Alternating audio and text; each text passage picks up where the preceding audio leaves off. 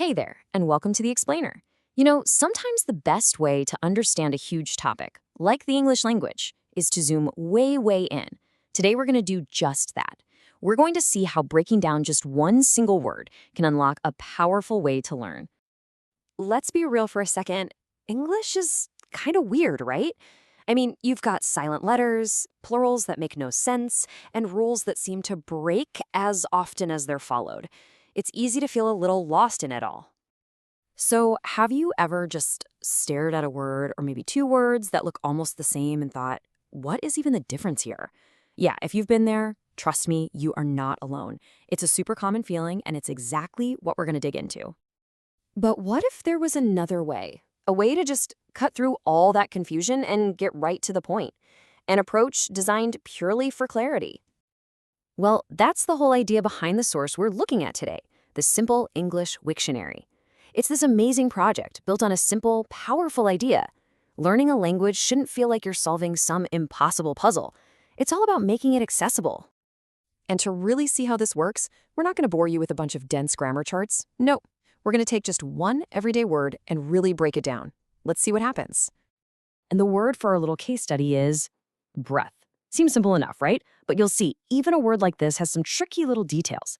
Details that this simple English method makes super, super clear. Okay, so here we go. Breath. Let's peel back the layers, and we'll start with the most basic thing of all. How does it sound? All right, first up, the pronunciation. You see these funny-looking symbols? These are phonetic guides, like the IPA. They're basically a cheat code for pronunciation. They tell you exactly how to say the word. Breath. So there's zero guesswork. It's all about getting that clarity right from the start. Okay, now for the meaning. The first definition says breath is the air you move in and out of your lungs. Simple. But look closely at that little word in the parentheses. Uncountable. That is a huge clue. It tells us we're talking about breath as a general concept, a continuous thing, kind of like water or sand. You don't count it.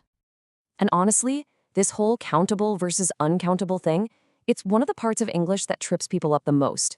But what's so smart about this approach is that it puts that distinction front and center.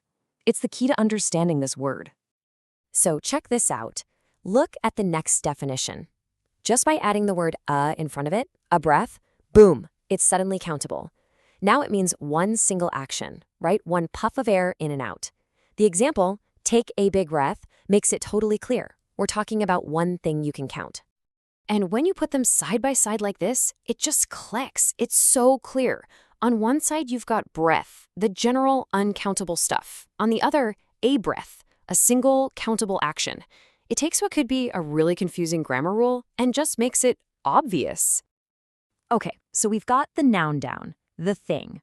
But what about the action? What about doing it? How does our source explain the verb?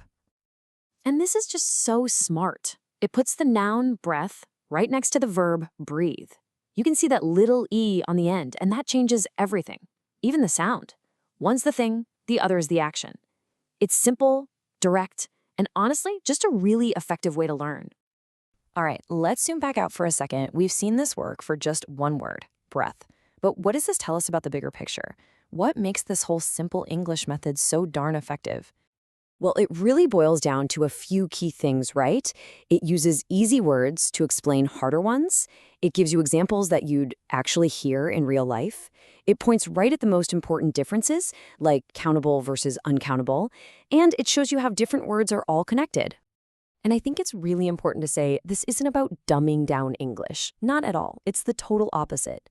It's about making it accessible. It's about tearing down the walls so that anyone can learn to communicate clearly and feel confident doing it. And there's an even bigger idea here. This isn't just about learning English. It's kind of a blueprint for teaching, well, anything. Seriously, think about it. The next time you have to explain something complicated, try this. Use simple terms, give good examples, and point out the key differences. It's a powerful tool for communication, no matter what you're talking about. So that kind of leaves us with this final question to chew on. We live in a world that's just getting more and more complex, right? So what if the best tool we have for connecting with each other isn't just more data or more facts, but more clarity? What if the real secret isn't just knowing a bunch of stuff, but being able to help other people understand it too?